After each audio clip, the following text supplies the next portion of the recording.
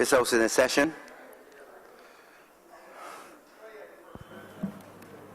Before we commence today's sitting, I would like to welcome my good friend, former parliamentarian, Mr. Eastman.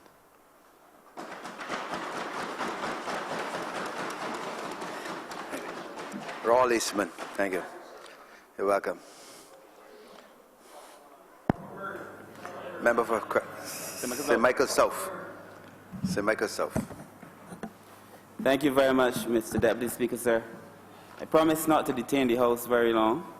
I'm sure that the Honourable Member for St. Peter will find that amusing. But, sir, I just wish to put this conversation very quickly into its international context and locate it, sir, seriously within the international conversations that are being had now across the world. Sir, this advanced cargo information system that we are discussing will form part of a much bigger picture. Barbados, like many other countries, sir, are bound by conditions set by the International Maritime Organization, sir, commitments that we make as a country as it relates to our shipping. So there's a particular convention referred to as the Facilitation of International Maritime Traffic. It's called the FAL Convention, sir. And the FAL Convention, when agreed upon and once utilized by all the countries, will make it a lot easier for countries to do business with one another, for shipping, for trading, and so on. And, sir, there are just a few things about the FAL Convention that I would like to mention and then tie it in directly to our cargo information system and why I think it is so important for us as a country. It is important, sir, that we prevent unnecessary delay in maritime traffic. And there was a time, sir, when this thing first started where you had few ships doing trade and so on. But over time, you had a lot more trade, so you had a lot more ships.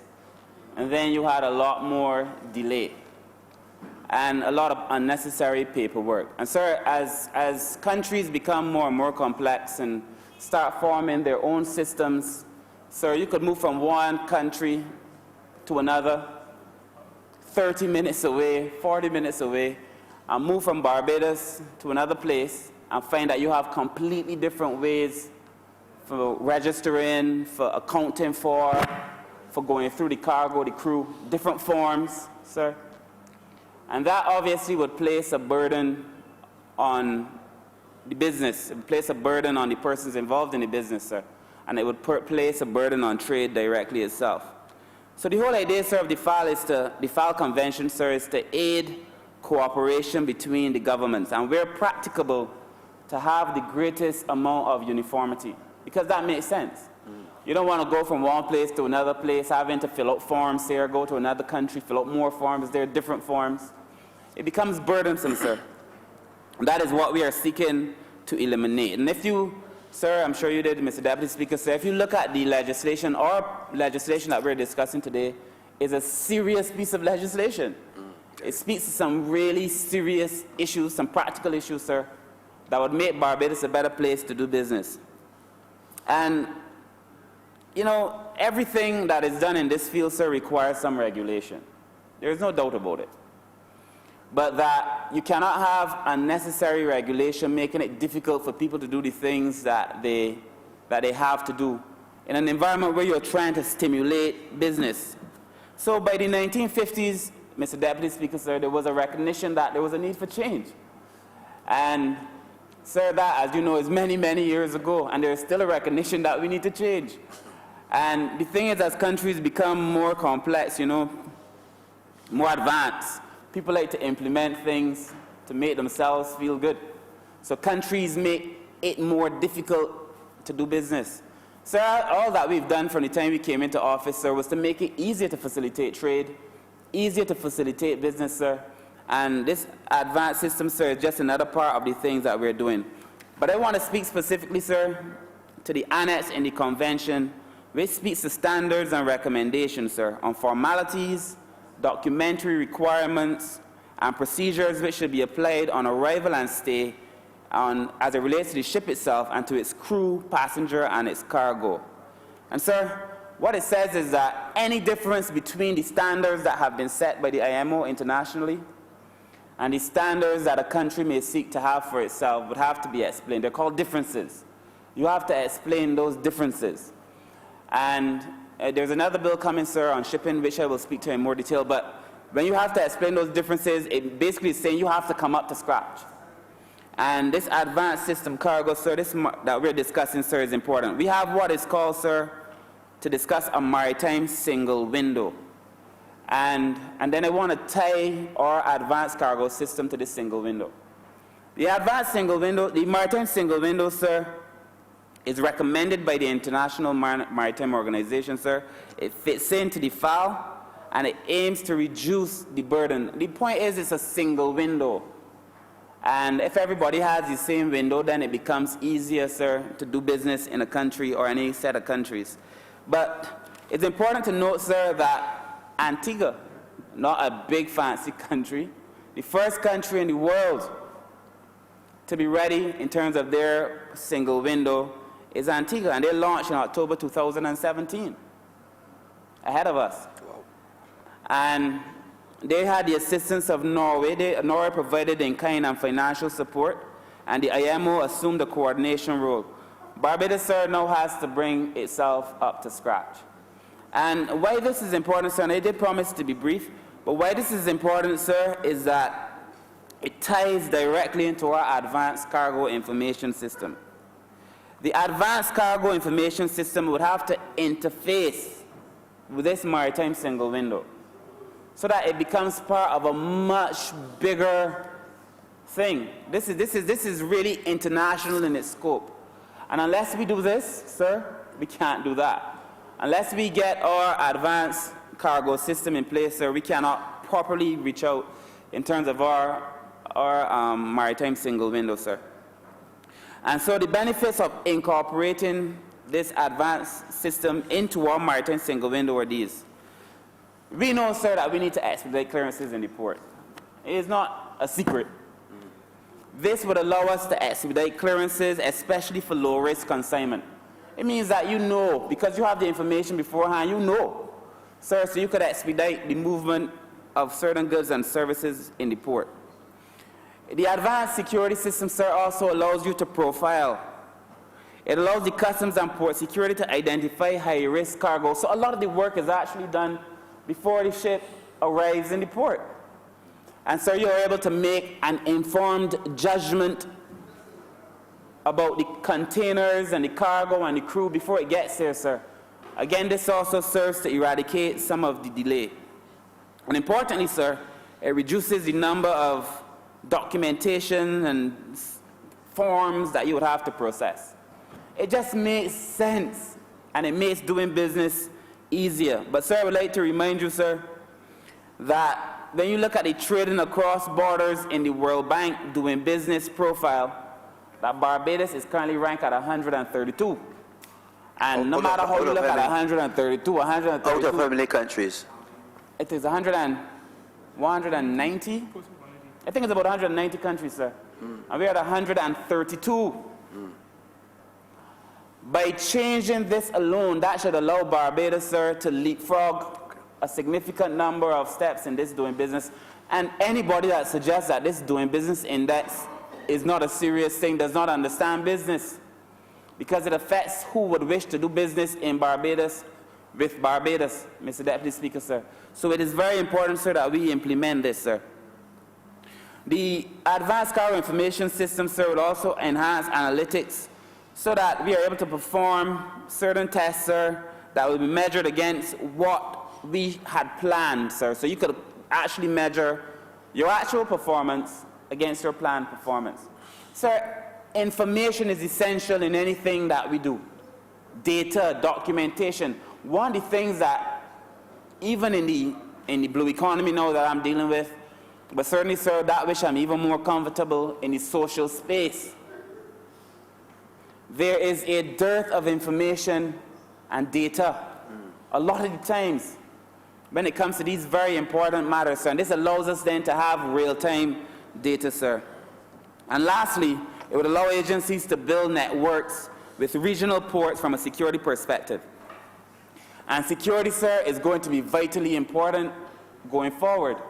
Vitally important, sir. I heard the Honourable Member for the city, as well as the Honourable Member for Christchurch East Central, when he introduced it, sir, speak to the need to have security, sir, and to speak to security specifically in the port. And we have been doing all that we can, sir, to improve security in the port. When we came into office, there was a case where, on some occasions, 0% of the goods leaving the port were being scanned because the scanners in the port were not working. And that's a serious, serious thing. We are now at about 45%, sir, with an aspiration to have 100% of the goods leaving the port scanned. So that Barbados, sir, is taking this very, very seriously, sir. So I just wanted to put this in an international context. We're not just doing this for doing this sake. This is a big international commitment, sir. Right. And that when we put in place the advanced cargo information system, we are preparing ourselves for that maritime single window, sir, which would allow us to be a much better place to do business, sir. And that Barbados has these aspirations for itself is not a secret. I would have liked to think that Barbados could have been the first country in the world. I mean, that would have been nice. Or we may not be the first, sir, but we will be among the first. And, sir, it's in that context, sir, that I wish to support the Honourable Member, sir, and that to say this is wise and that it is prudent. It's been a long time in coming, sir, but I give it my fullest support. Thank you very much, Mr. President. You're welcome. Member for St. Michael West. 10 minutes. The Deputy Speaker, and also appreciation to the Honourable Member of St. Michael South, who was as brief as he indicated he might be, and I would like to try and follow suit, Mr. Deputy Speaker. We are really dealing with improving a system to make it better functionally, to make it serve our national interests in a far better way, to make it serve our business interests in a far more effective and efficient way.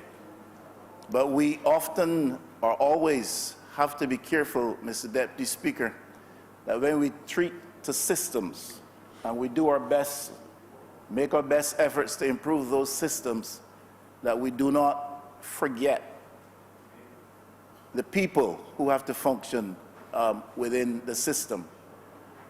I noted carefully your response to the Honourable Member for Christchurch East Central when he made his presentation. That you talked about all these improvements, but you said nothing about training. Mr. Deputy Speaker spoke to me quite clearly that your mind was on that very point, that we can improve the system and sometimes forget or not treat fully to the interests of the people in the system. Now, the Honourable Member for Christchurch East Central, I think, also made reference to the fact that there are to be some appointments made. Mostly so, he made reference to appointments made at the top. I think chief and deputy controller and stuff like that, and also made reference to the appointment of a special consultant.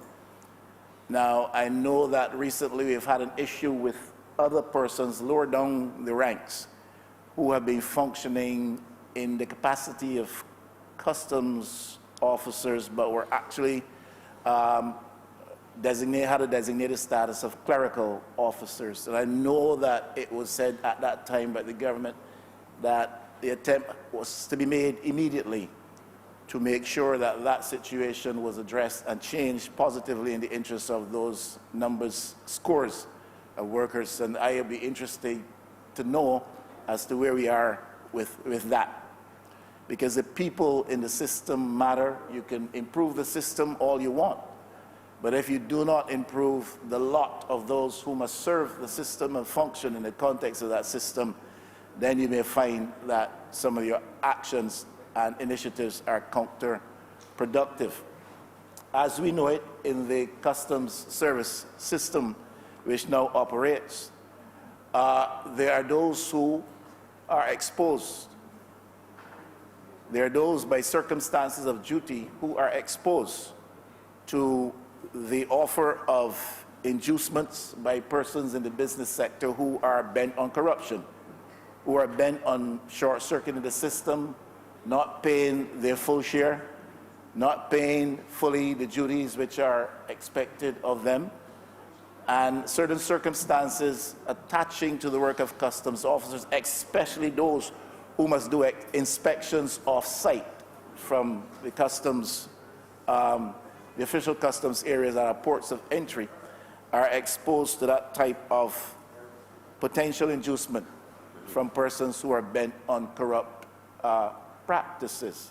That is a reality that has to be addressed.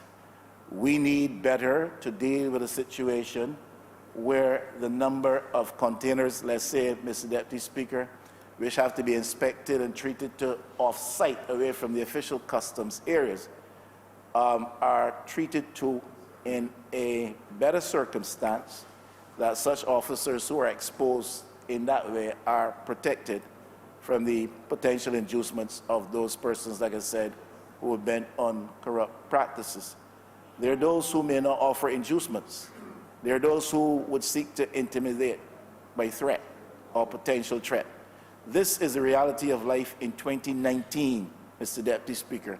And all I'm simply saying in a very broad way is, as we seek to improve the system, let's bear in mind the people who function in the system, especially the officers who are at the center of that service.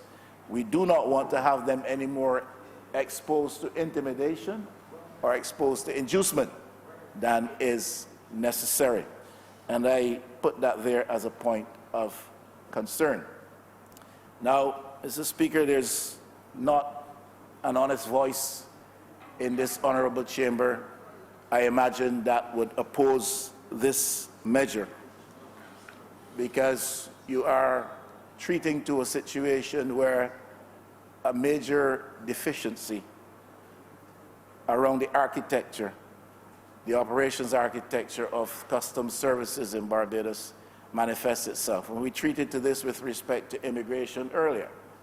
And so understandably, we do the same with respect to cargo today. But a strategic operations posture is always required.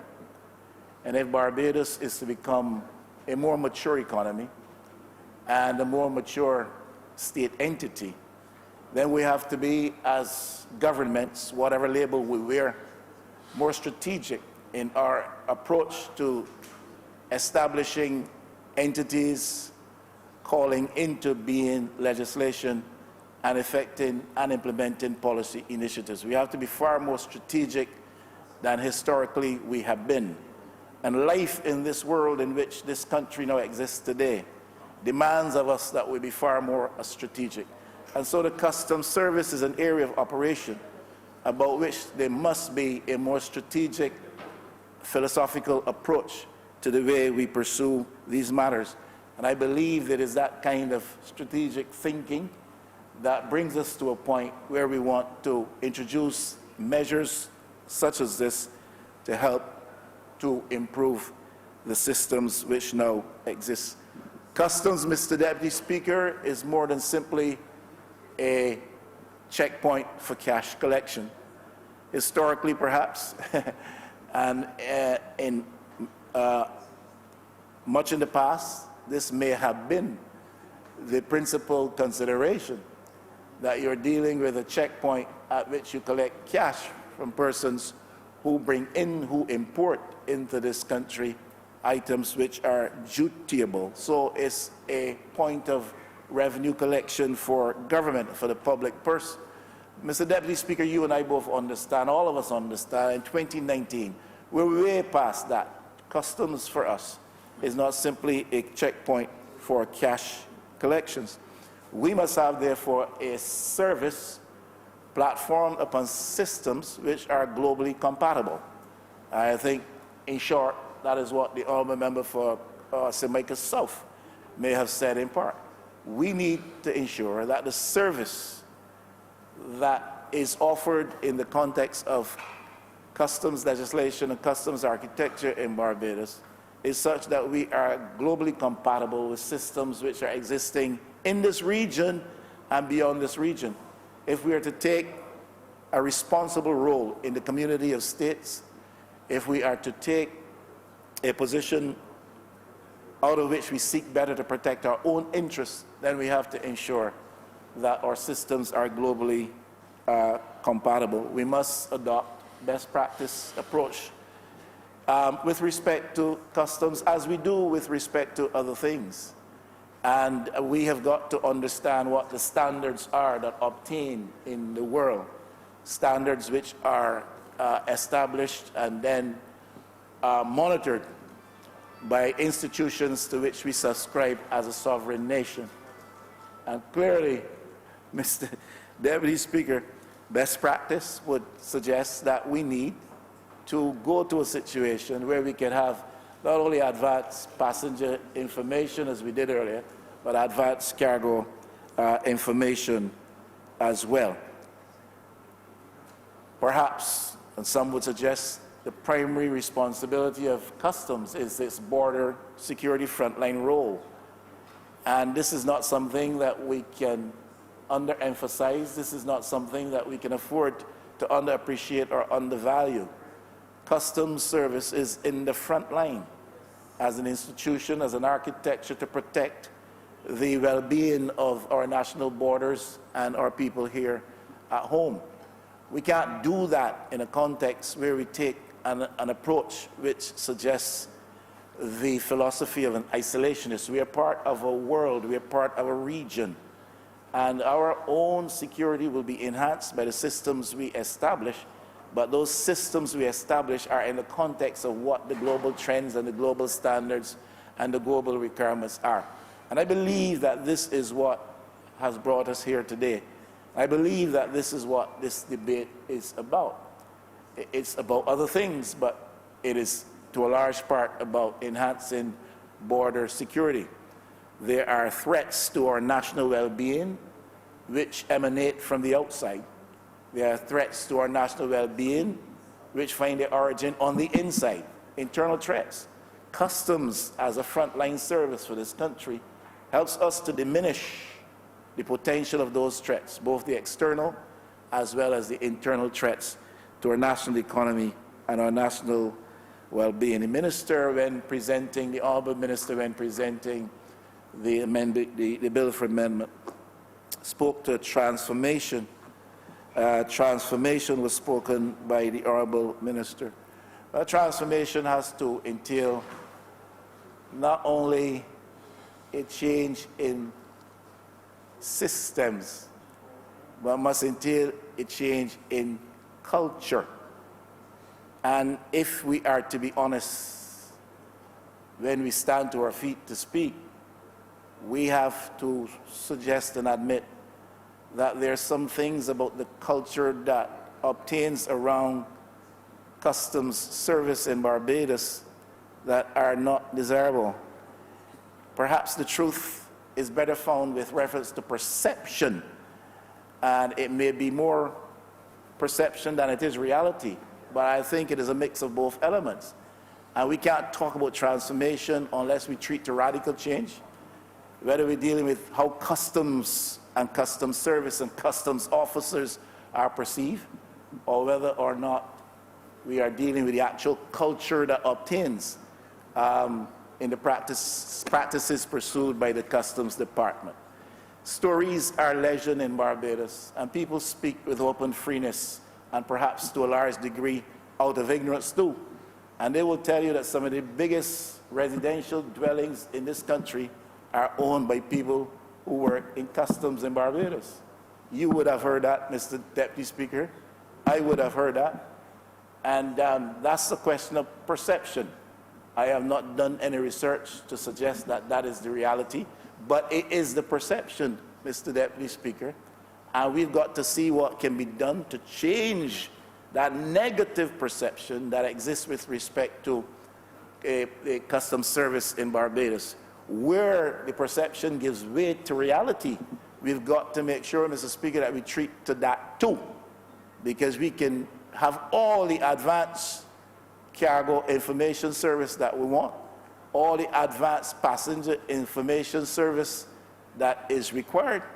But if those who have the boots on the ground and who are at the points where the rubber meets the road, if these people are not persons who are possessed of the requisite levels of integrity, if those people are not operating in a context where there are the requisite levels of accountability and scrutiny, then we still have a problem.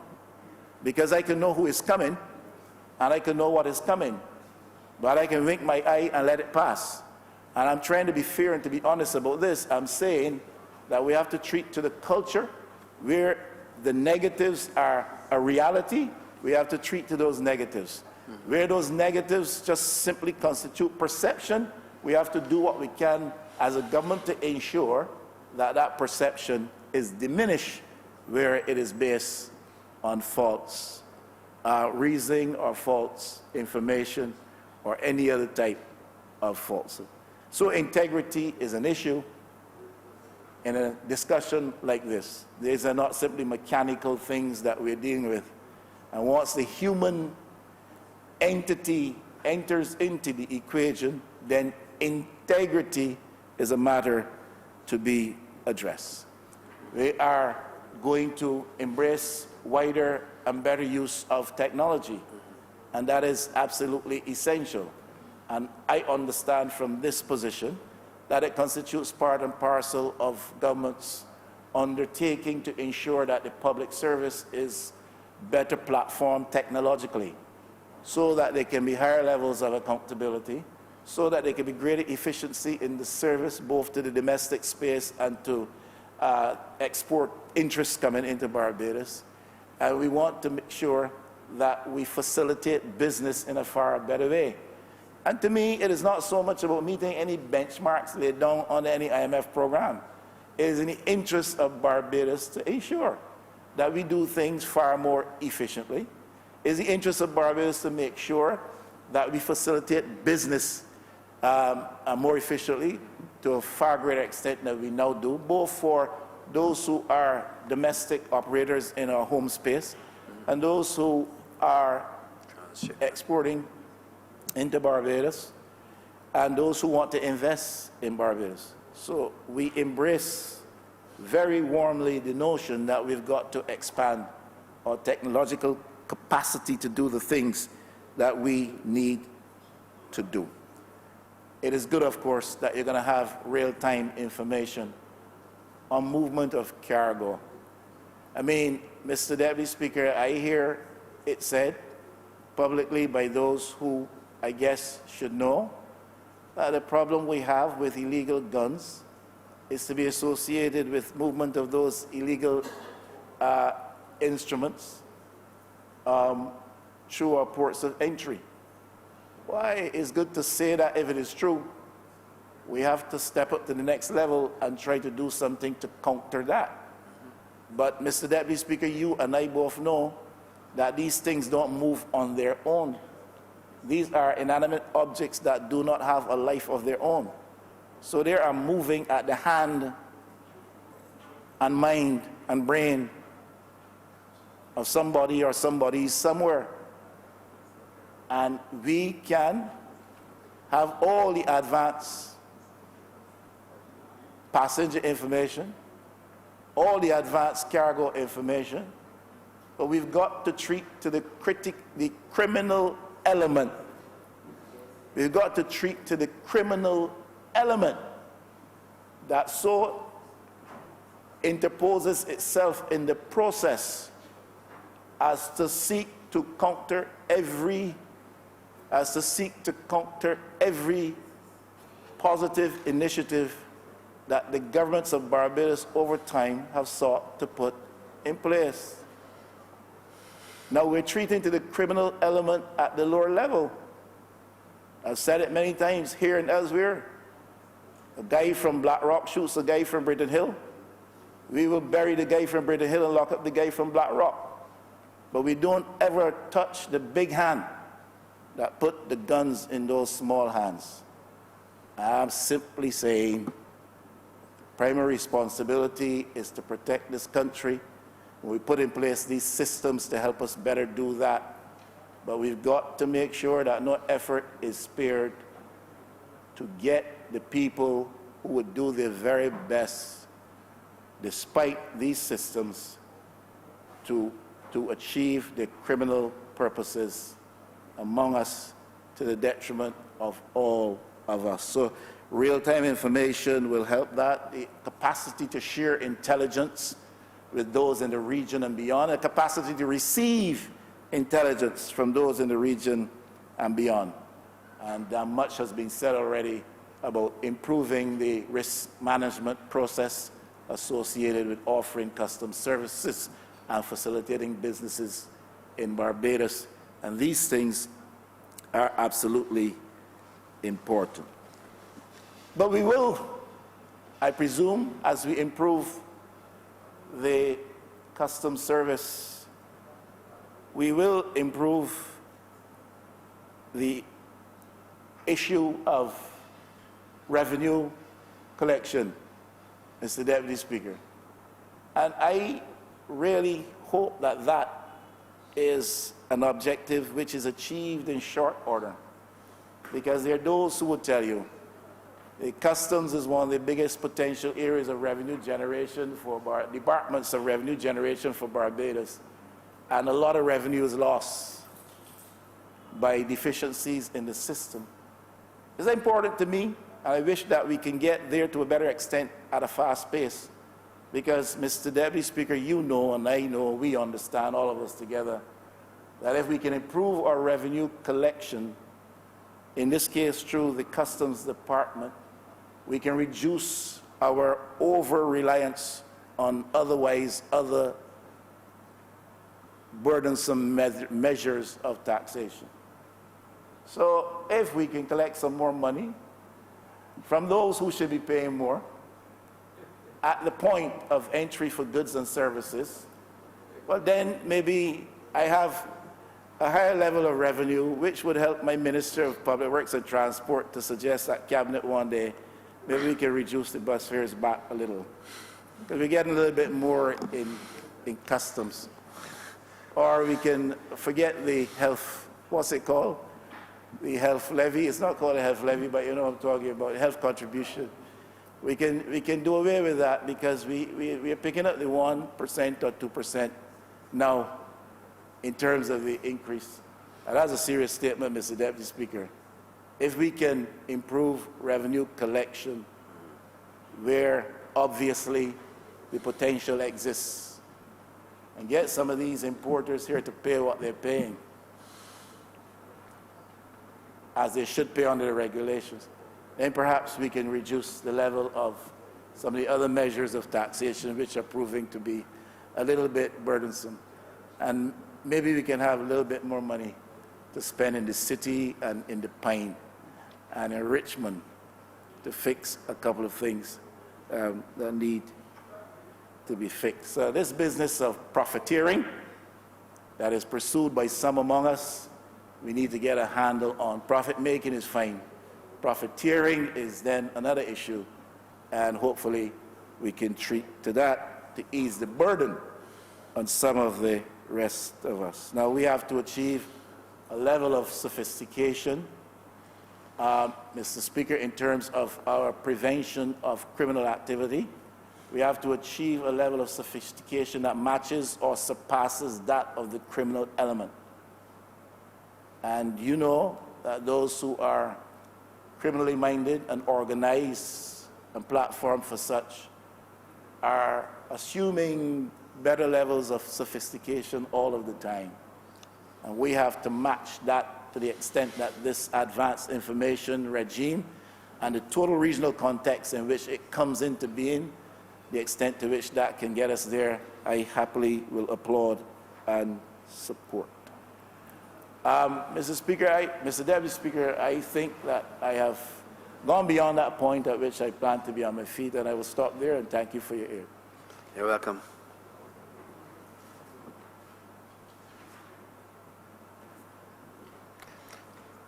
Member for St. George South.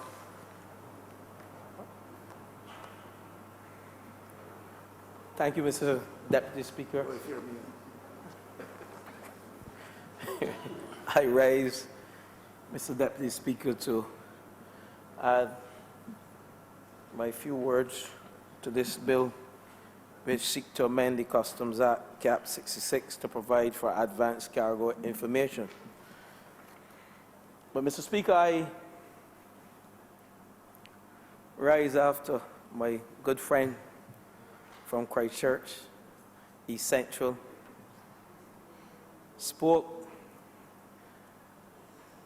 in what I would term explanatory and more so informative and more so in glowing terms.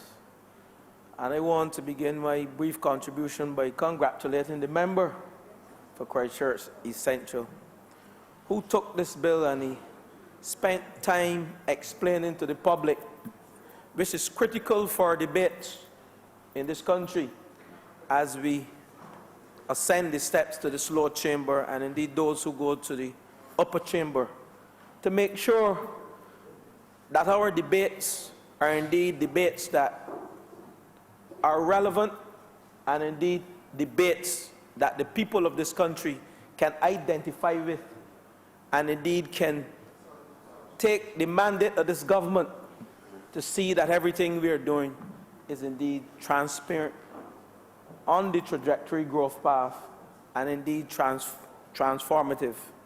And I come after my very good friend for St. Michael West. I haven't seen him for a while, and indeed he too made a very good contribution to this debate, and that is how it ought to be.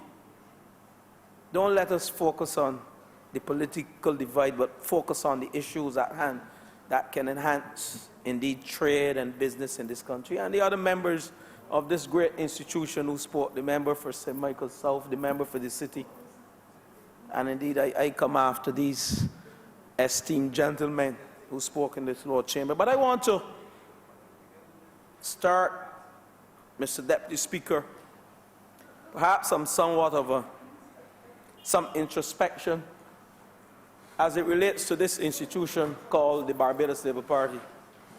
And indeed, that period, 1956 to 1961, we saw this institution conceptualize and indeed construct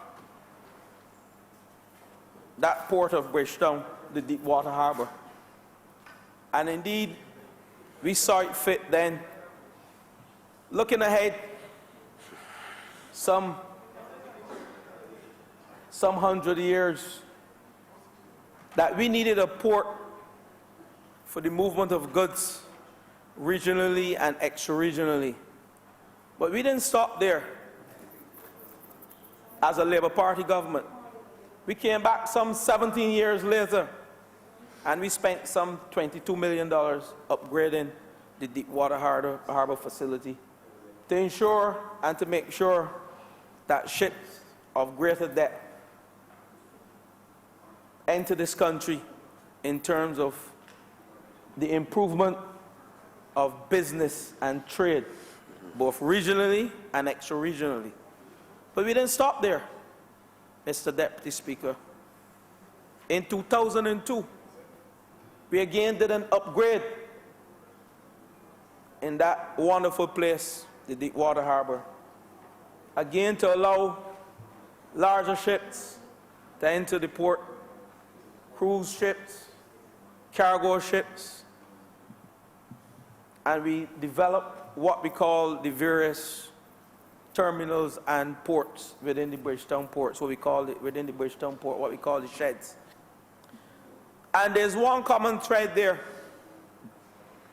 and we did that with a view as a Labour Party government, Mr. Deputy Speaker, to enhance business and trade facilitation in this beautiful Barbados we call our home. And as we seek to reduce all the technical barriers to trade, whether it is with the Cotonou Agreement, the CARIFORUM, EU, EPA agreement, what is fundamental to what we are doing and what the member for Christchurch East Central spoke about this morning as it relates to this bill, advanced cargo information, is to make sure that Barbados is seen as a country that you can engage in legitimate or legal trade and business facilitation, with a view that our competitiveness as a nation will indeed be first world. And I wrap everything that we did from 1956 to present, 1978 to 2002, and now again, this great institution again, the Labour Party government, we're back at it again in 2019, transforming this beautiful land we call our home. Welcome, member, for my good friend for Christchurch South. Now, we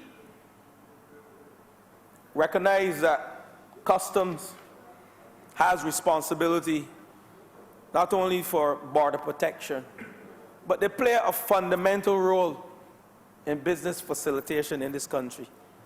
And I again want to compliment the member, this is his bill, for explaining to the country the whole role of advanced cargo information and where the Asikuda world fits into this with respect to improving and enhancing trade in this country and the ease of doing business. And he said, and I was here making copious notes. Thank you, my friend. Copious notes. And he said that the Asikuda world is indeed the foundation for bigger things. And indeed, when all the dots have been aligned, what he's saying to this country is that the customs and the other agencies that are responsible for trade, facilitation, imports and exports in this country would indeed have an easier path to doing business. And one thing I heard him mention is the whole aspect of reducing costs. And I heard the Honourable member for St. Michael West, and yes, when he speaks, I make notes, because at the end of the day, I have to make sure that the Honourable member for St. Michael West is not misrepresenting this government. He did not do that today. He did not do that today. Yeah, yes, he signed on to it, yes. But what he did mention is that he would like that after we have implemented this advanced cargo information system, or if you want to call it business system, he would like to see that some of the benefits, he can correct me, can go to reducing bus fares in this country. But there was a study that showed that bus fare is indeed below what it ought to be in this country. And indeed, that is the Labour Party government who, indeed, we understand the plight of the citizens of this country, especially the working class people. But what I can say to you, Deputy Speaker, Mr. Deputy Speaker, is that the advanced cargo information system will indeed redound to a reduction of cost of doing business in this country. And I think that is fundamental. And I want the member for St. Michael West to understand that. And he is nodded in acknowledgement. Because at the end of the day, what we are doing as a government since 1956, and I want us to recognize our role as a Labour Party administration since 1956, as it relates to that wonderful place we call the harbor, the Water Harbor and the Bridgetown Port. We are now at a stage of digitization, digitizing our processes. And we are not just doing it because it sounds like a nice thing to do in this country. But again, we are doing it with a view to put this lovely 166 square miles and our citizens and our businesses on a platform whereby we can compete and we can recognize that we too can return to those glory days whereby we can punch above our weight. And that digitization process, as it relates to the advanced cargo system and the Assecuda world, that is the foundation for the electronic single window. And I'm happy that the member for Christchurch East Central explained it. I don't have to repeat for fear of the Deputy Speaker asking me to sit. The repetition is indeed I think you're doing well. Keep on that point. And that is what we are doing as a country. Yeah. That is what we are doing as a government. The whole aspect of digitizing our processes with a view to lower the cost of doing business in this country. And indeed, with a view to reducing our technical barriers to trade as it relates to extra-regional trade. And we have to understand that that is a big picture. Right. So that is, whereas I don't want to throw bus fares out through the window, because that is fundamental to the people who live in St. George and in St. Michael South and in St. John and in St. Peter. They catch bus, and indeed some of these persons are indeed having a challenge at this stage, which we intend to fix, and we are on our way to fixing. That's why we are here in this Lord Chamber speaking about the digitization process and this advanced cargo information system. Because when we are finished, and we have started to put back money into this economy, and when we are finished, I don't think the Honourable Member for St. Michael West, I don't call him a pundit today, but those are the pundits who are out there, you know, will have nothing but wonderful things to say about this administration. Because the ease of doing business, Deputy Speaker, Mr. Deputy Speaker, cuts across every class and every sphere in this country. And I'm going to speak to it. Because when we import goods into our country, it comes through that wonderful port that the Barbados Labour Party built. And I will echo those sentiments everywhere you go, because we have to trump the Barbados Labour Party's legacy in this country and in this Lord Chamber. And every time I speak, I will do it, because that is the legacy on which I am here. That is the legacy on which I was built, that Grantley Adams legacy. And indeed, when we import items into this country and we export items, who are responsible? All this government is doing is creating the enabling environment for business to flourish in this country. And indeed, I have the responsibility, that lovely responsibility that I'm enjoying day by day. And indeed, Mr. Deputy Speaker, I was there at 8 a.m. this morning. You can ask the security. I'm very proud of you. I have that responsibility. I have that responsibility. I'm very proud of you. It is nice to laugh. And I see the Honourable Member for St. Michael West. It is a joy to see you smiling in this Lord Chamber, member. And I have that responsibility for enabling business, especially micro, small, and the medium enterprise sector in this country. And when we analyze the role that that sector plays in this country, that sector is responsible for roughly 40 to 50% of gross domestic product in this country. And when you look at trade and business facilitation in this country, you would understand why this debate is of so much importance to the ease of doing business in this country. Because when you have those persons, and I can call one man, not by name, but by business, to someone importing some input to production in this country. And I can utilize that place that I formerly occupied for close to 20 years in St. Lucie. And I had the responsibility for procurement, purchasing parts, oil, equipment, raw materials all over the world for 3 years at that wonderful institution that employs 200 people. And I stress, employ 200 persons in this country, because when we deal with archaic systems in our Bridgetown port, what it does,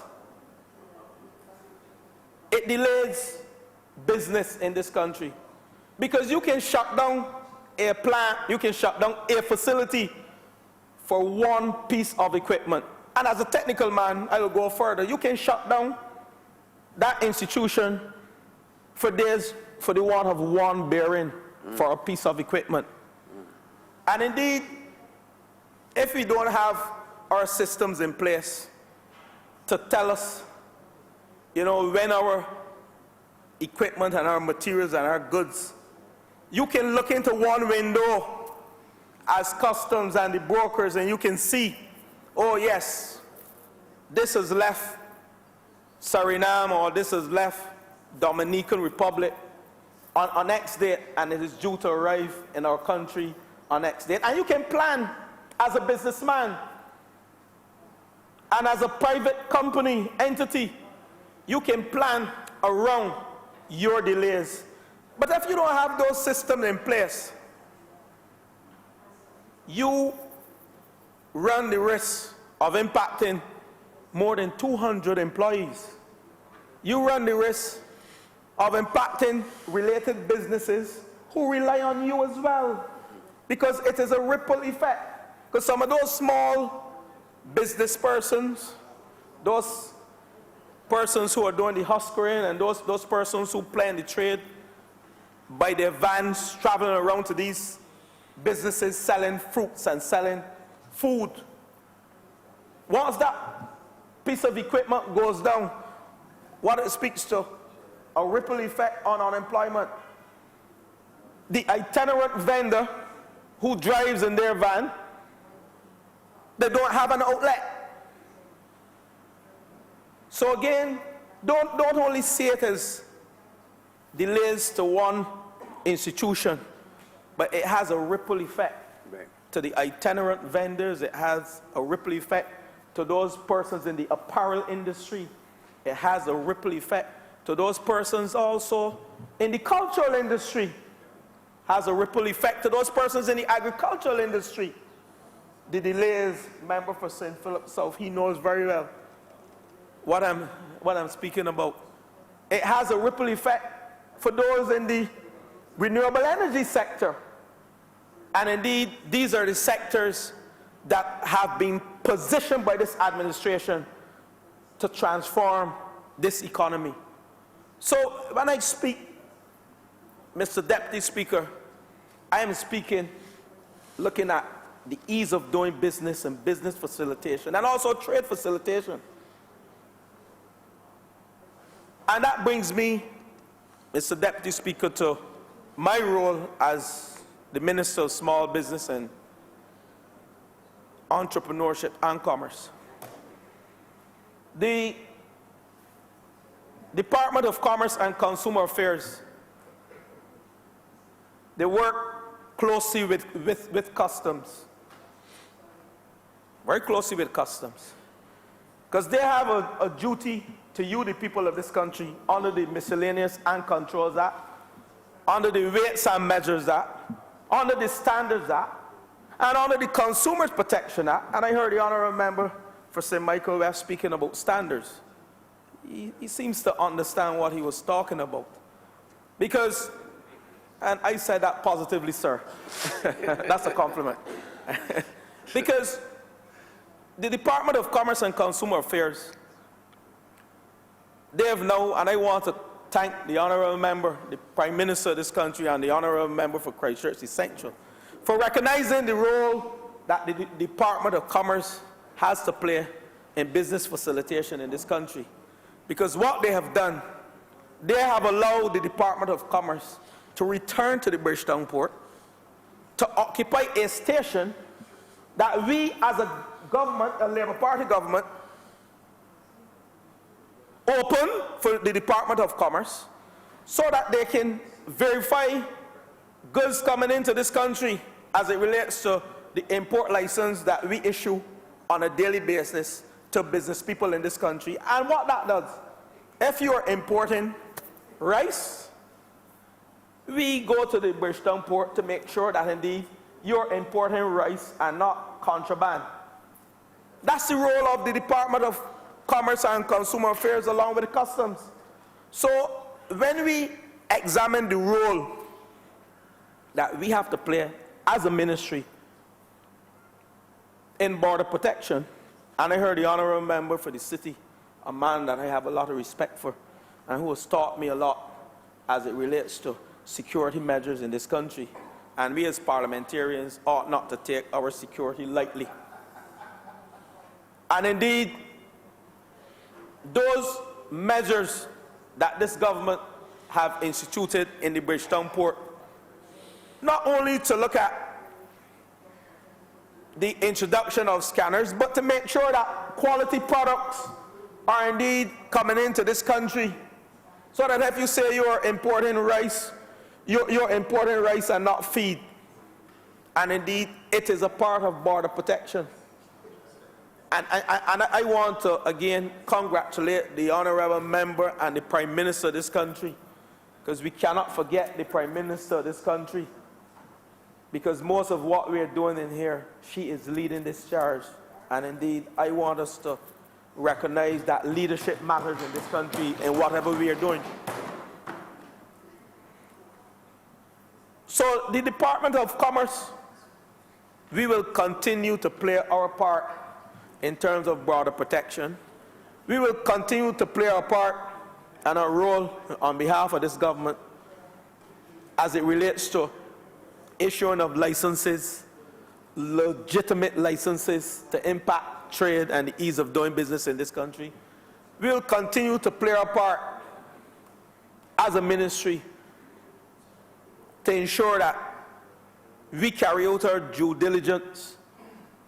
And indeed, the time will come when the electronic single window will be built on the foundation of the Asikuda world, and we will become fully digitized, so that our custom brokers, our Ministry of Health, our Ministry of Agriculture, our Ministry of Foreign Affairs, in terms of the technical barriers to trade and removing those technical barriers to trade, so we can again be seen as a country that is punching above our weight, and we will be improving our competitiveness. And indeed, I heard the member for St. Michael South, he mentioned our ease of doing business report, and we are at number 127 out of 190, 129 out of 190. And I'm saying that with the implementation of the advanced cargo information, with the implementation of the Asikuda world, with the implementation of the electronic single window, where every single agency, government agency, can look into one window and see when goods are inbound and see when goods are outbound. And indeed, what it does, it reduces the cost of doing business, so that the minister, the member for the city, and the member for St. Philip South, Agriculture and Health, they can have their officers sit at their stations and approve whether it is a certificate to be approved by health in the electronic single window, or whether it is a certificate to be approved by agriculture. They can sit at their desk as opposed to driving to and fro. Time is money. Time is of essence. And indeed, those are some of the digitization processes that will enhance Barbados' competitiveness, and indeed reduces reduce our technical barriers to trade, to ensure that as we operate within the CARIFORUM EU EPA agreement, indeed we become a force to reckon with in this country. And I want to end by urging the customs, and I heard the member for St. Michael West, he spoke to it, the member for the city. We are at a stage in our country, development, whereby we have to forget the small things, and we have to focus on the bigger picture. We have to make sure that this nation has long-lasting prosperity for those young people, for those 1-year-olds and 6-month-olds that are coming on. So I urge customs to indeed structure follows strategy. And I heard a member, he spoke about having the customs officers, employing the customs officers. But I send a message to the customs officers. There are some wonderful customs officers. There are some wonderful customs officers. But those who are not in line and are not falling in line, they have to recognize that their role as customs officers, 1, border protection, and 2, business facilitation. Border protection speaks to dealing with any contraband or illegality coming through the port. But indeed, the whole business facilitation aspect speaks to growth in this country. And indeed, the customs officers, they have to do what is legally right by law, whether it is the Customs Act, it is the Miscellaneous and Controls Act, to ensure that we get containers out of the port as swiftly as possible, to ensure that business facilitation, and to ensure that our operations in this country, as it relates to the micro, small, and medium enterprise sector, is given its fair share. I have received a number of complaints from businessmen and businesswomen in this country of products being held up in the Bridgetown port. I am not here to apportion blame, but all I'm here to say to the customs officers, work with the businesses. They have a role to play in building out this economy. Once you have facilitated your border protection measures, let's work with these businesses to get the containers out of the port swiftly. Let's not, as the member for St. Michael West spoke to, let's not focus on handouts and handbacks and hands up and hands crossed. Let's all deal with business facilitation and see your role as being critical to improving the ease of doing business in this country. And those are my parting words, Mr. Deputy Speaker, to the Customs. And I am confident, being led by the member for Christchurch East Central, that the strategy is right. And I am confident that a good structure will indeed follow the strategy. And those are my words. Thank you very well. Before the honourable member speak, I just want to inform members that while we do not play to the gallery, the report is that the debate is of a very high quality today. I want to thank members for. Thank you. Thank you, Mr. Deputy Speaker, and I trust that I'll be able to continue the tradition. Member for St. James South. Thank you, Mr. Deputy Speaker, and I trust I'll be able to continue the tradition, to continue to impress you. No pressure, no pressure. And I really want to thank the Honourable Member for Christchurch East Central. This is such a welcome piece of legislation, because in the Ministry of Foreign Trade, we have to deal with a lot of the matters that affect trade, and therefore the action of customs or the inaction of customs either makes our job really, really difficult and makes it difficult to advance trade. And one of the things that I've learned since coming into the ministry is that an overwhelmed, under-resourced customs working with archaic processes can actually slow down the growth of an economy. That is how important customs is. And I want to thank the members of the Customs Department who have sought to keep their department afloat and who've sought to keep the motion going. But I know that they too welcome these changes, because these changes are going to help Barbados to do a number of things. First of all, at the level of trade, in COTED, part of what we do in the Ministry of Foreign Trade is we are working, for example, to be able to support the Barbados government in developing trade agreements. And when you sign a trade agreement with a country where you're going to open trade, it is anticipated and expected that we will facilitate that trade in a way so as to make it easy for the imports and exports to happen. It is seen as an act of bad faith for you to be signing agreements with people for trade, and then your systems do not support that trade, or it hinders that trade, or it makes it expensive to do the trade. And this is what we have been butting upon. So serious is the issue of how customs does its work that at the WTO, trade facilitation is a big matter that is now engaging the attention of the World Trade Organization. A number of countries who are not compliant with their notifications, who are not compliant with their ratifications, who are not compliant with putting systems in place to facilitate trade will actually come under the displeasure of the WTO and can be sanctioned. And this is something that right now Barbados is battling, and part of what the minister is doing is helping us to be able to comply with our WTO obligations, because it has implications and costs for Barbados. And in terms of the entire customs system, it is important that you simplify your regulations and processes, that you make it easy for people to comply, for people to be able to use the system to get their trade done. It needs to be modernized so that you're using the very best technology to help you to be as efficient as possible and minimize wastage of time.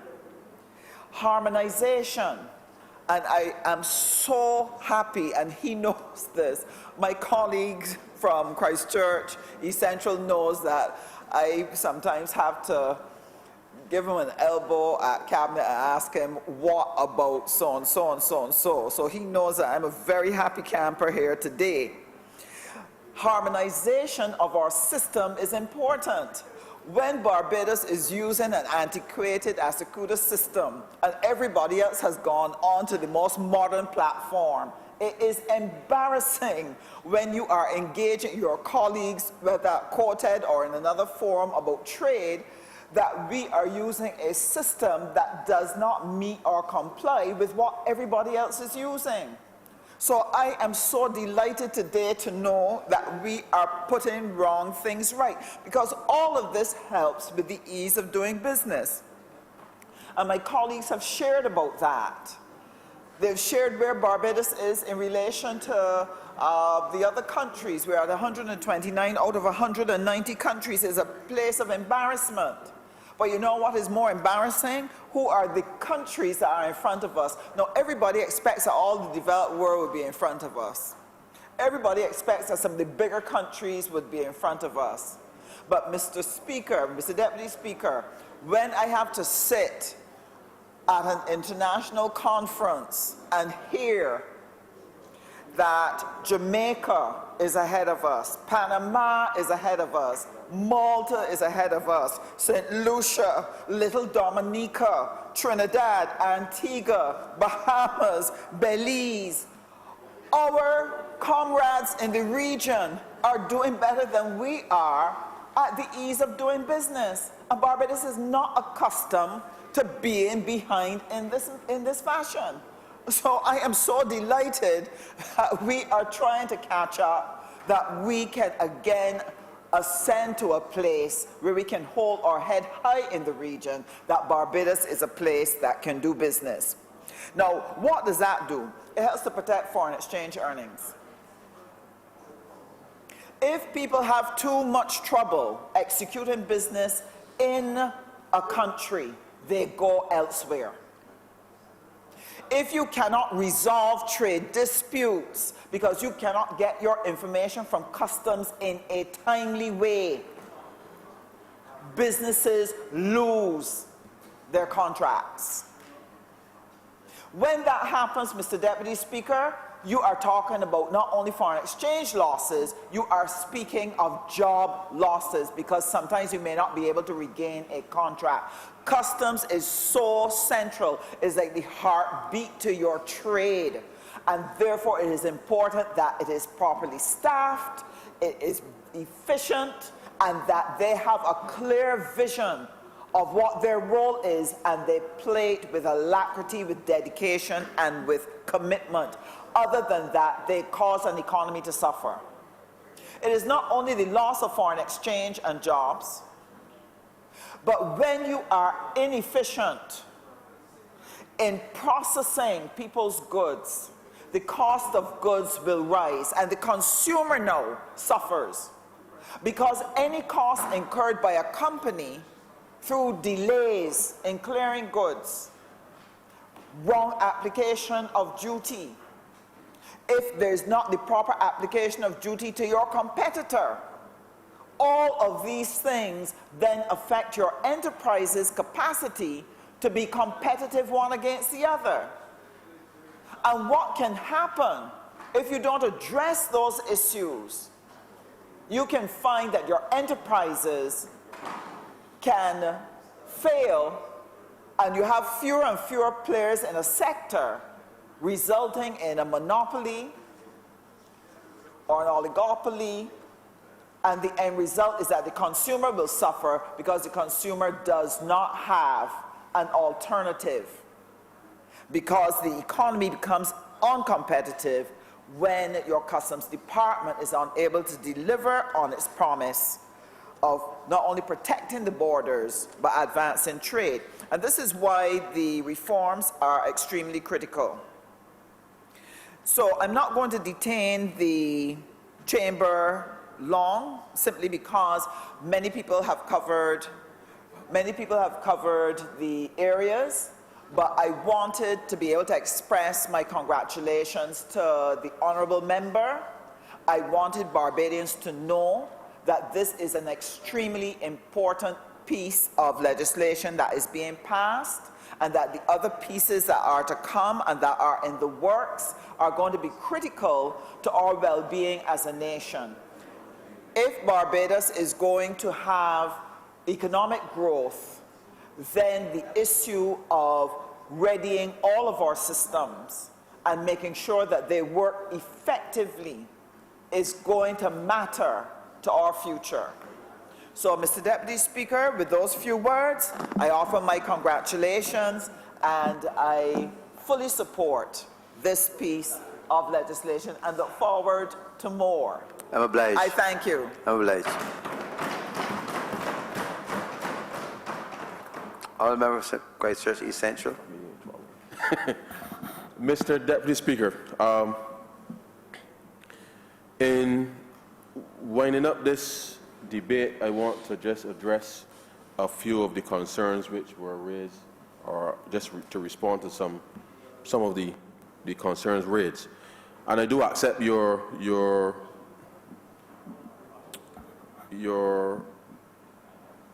advice with respect to the issue of training.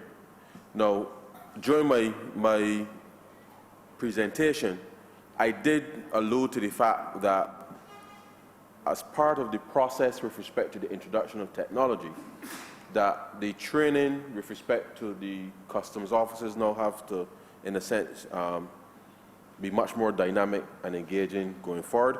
I did speak to the new skills that will have to be brought into the department, and that the training that will also accompany those new skills with respect to being able to put the Customs Department in a position to respond to the 21st century requirements in terms of what is required for a Customs Department.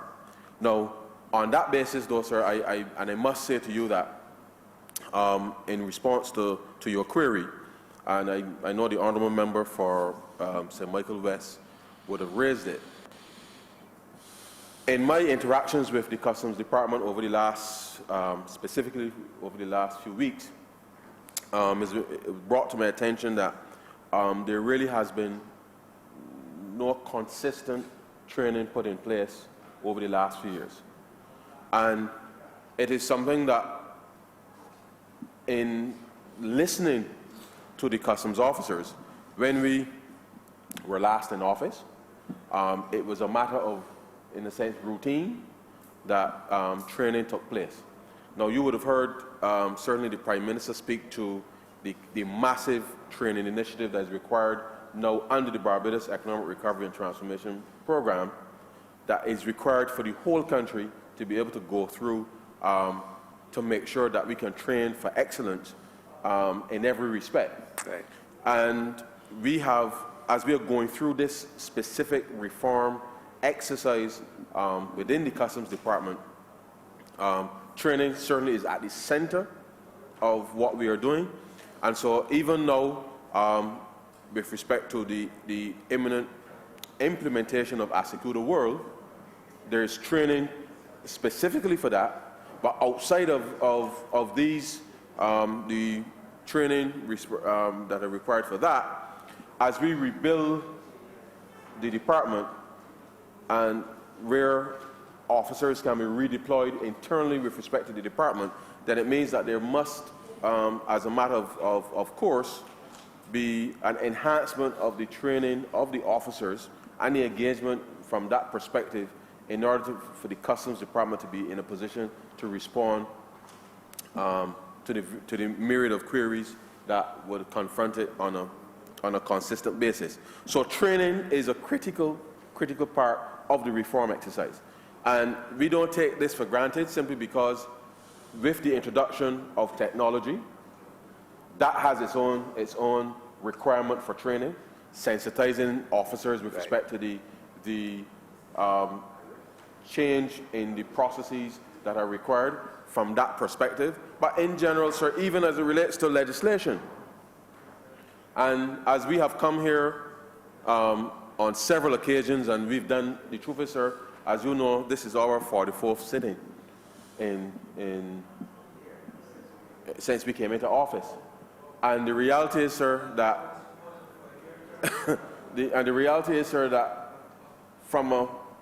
we have done so much across a whole suite of legislation with respect to government. Even the sensitization of officers, specifically with respect to what is, because we have been able to, I think, drive through an agenda from a legislative standpoint that has been quite swift, and therefore it means that even with respect to the implementation, that from that perspective we also have to be mindful that as we do stuff here, that it ripples into the actual procedures within the various government departments, because as we are moving forward, sir, things are moving very swiftly, and the government must be in a position to respond to that. And so as part of the rebuilding of the department, part of the training, and I think that's something that we have started, because as we are doing the preparation work with respect to the implementation of Asecura World, the Customs Department and the Classification Committee, specifically of the Customs Department, will now liaise with not just the members of government, but certainly members of the private sector and agencies of the private sector, because members have raised the issue, and I certainly would have done it tangentially, relates to the fact that decisions to be taken by government departments impact businesses in a myriad of ways. And therefore, as part of the normal operating procedure of customs, you can call it training if you like, is to work in a much more collaborative way with the private sector, such that whether there are issues of classification, whether there are issues with respect to the standard operating procedures, and just by way, sir, of providing information to the public. Because I think part of what has happened, certainly over the last few years, and I want in one of the meetings just 3 weeks ago, I asked whether or not the Customs Department had a social media presence, and the answer was no. And I asked myself how it is that you are in the 21st century, and a department as critical as the Customs Department does not have some social media presence, with a view certainly of being able to communicate with people almost in real time.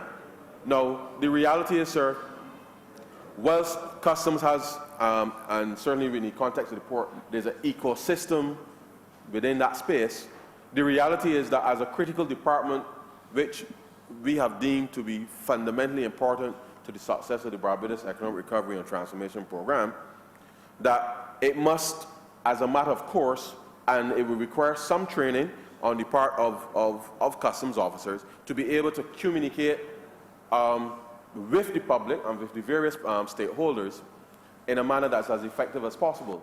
Because much of what has been put out into the public domain, it is not always 100% accurate, and therefore the department must be, in my view, must be in a position to be able to communicate with the public and say what is and what isn't, such that the engagement or the interactions that the public may have with the department can be done and judged on the basis of what is.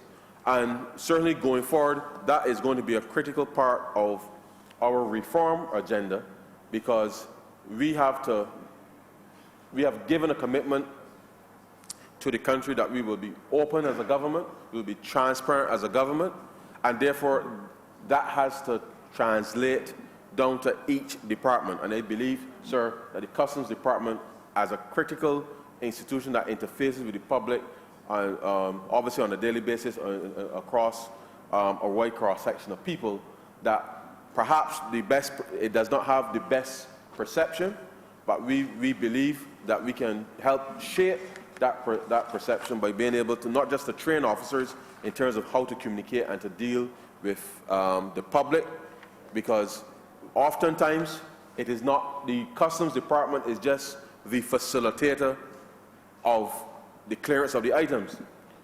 And once you have to engage customs to get your items, if you have not had if you don't have the appropriate license or what have you, the word on the ground is that it is customs that's stopping you from getting your items. And the reality is that the officers can only do that which they are, in a sense, the regulations allow them to do. And so therefore, because the customs officer is the person in a sense, in the firing line, stands between ourselves and our cargo or our items, then they will face the wrath, so to speak.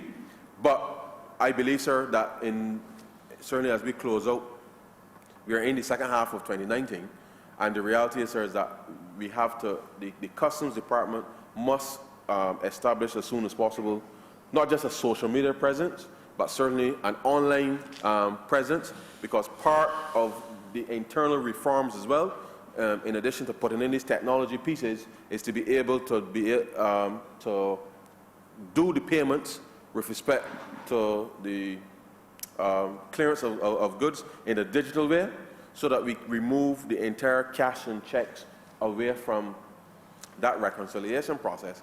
And in a real sense, sir, then redeploy the people that we currently have at the Bridgetown port. And for example, we have a room down there, sir, with about 6 or 7 persons in it. And you go from a window here, and you go around, and you go around, and you go around until you get to the right side. And the truth is, sir, it is a very inefficient process. Yeah. And it is not the best use of the bodies that you have available, because we want and this is where the training now and the redeployment, and they speak to that, and perhaps they didn't make it clear, in that there are persons within the Customs Department have knowledge of customs, and so part of the transition is to get some of those persons trained now to become customs officers, to perform more customs functions rather than the administrative function of collecting money and checking paperwork. And therefore, part of the reason why we want to move to introduce these pieces of technology is to be able to redeploy. Because as I said, we have a shortage of customs officers doing the customs functions in terms of the examinations and those procedures, but we have personnel at the various sites who are engaged in administrative works, that once we get the technology piece in place and the training in place, as I said, we created the customs officer 4 posts, that these persons with customs knowledge can be trained then to transition to be redeployed within the department.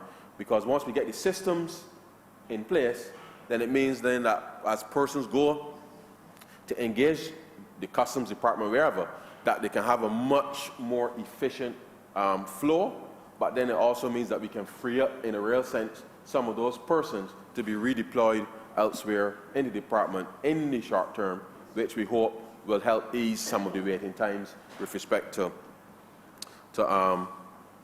the current operations of the department.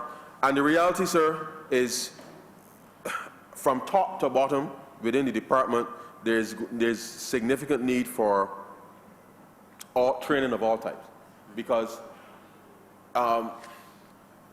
the Customs Department has been dealt a very, very, very, very raw deal, sir.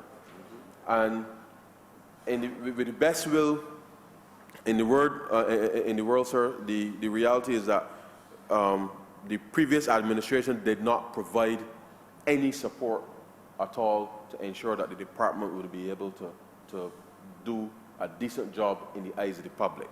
And as you know, sir, our philosophy, we have sought to engage everybody. We rub shoulders from St. Lucie to Ragged Point, sir. And we have sought to engage people, listen, communicate at all levels.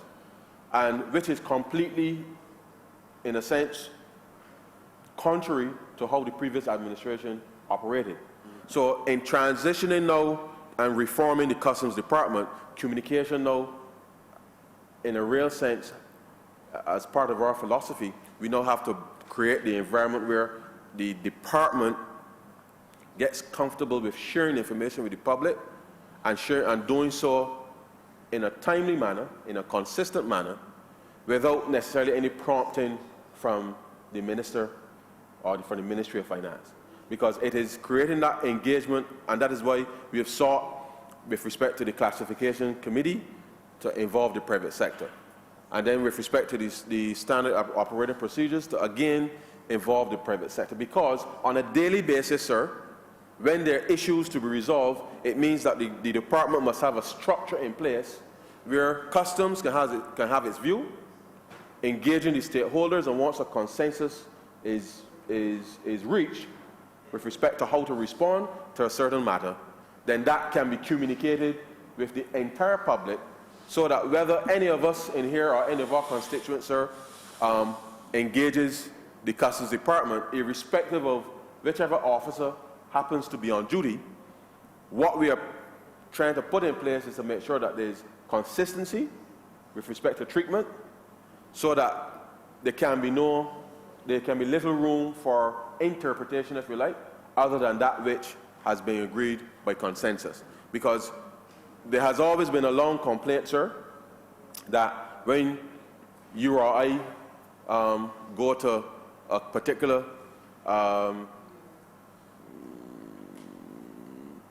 port of entry, that you and I may be engaging in the same activity, but somehow or the other, the treatment may be different.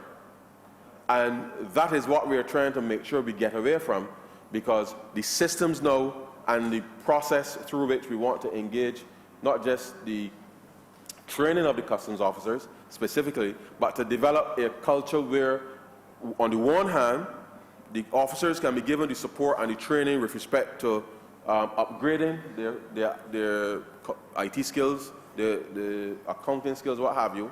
And as I mentioned earlier, we want to attract some of those skills into the department to perform those functions. But ensuring information on a consistent basis with the public, such that you don't get, sir, because of a lack of information being provided, opportunities where persons can, in a sense, either go against that which is supposed to be the standard operating procedure, and we want to make sure that that is consistent in every time, so that the training has to be rooted in the consistency, the communication, but where there's an issue, that you can resolve it and communicate it almost immediately, so that tomorrow or this afternoon, if there's a change in policy, that change in policy is communicated to all the stakeholders, so that everybody has access to the same information in real time. So that there's no perception that I may know more than you, or I may know something that you don't know, or you know something that I don't know, sir. And this is where the publishing of information, as far as the department is concerned, is going to be critical with respect to communication going forward. Now, sir, and so at all levels, from the most junior levels, and certainly as we seek to engage those at the top, training within the department and training across government is going to be absolutely critical for these reform measures to obviously take root. And we are vested in it, and we are going to, in very short order, as soon as the new management personnel come on board, then we will recommence those training programs that we would have had in place before with respect to customs officers.